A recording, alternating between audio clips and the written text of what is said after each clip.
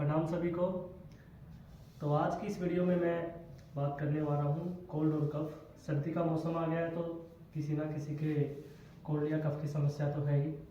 तो इसके लिए आज मैं आपको एक ऐसी मुद्रा बताने वाला हूँ जिसके करने से आप कोल्ड और कफ से छुटकारा पा सकते हैं।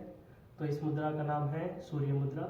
हमें करनी कैसे है, जो हमारी रिंग फिंगर है इसको फोल्ड करेंगे, अपने अंगूठे से दबा लें, आँख बंद करके 10 से 15 मिनट इस मुद्रा में बैठे रहें।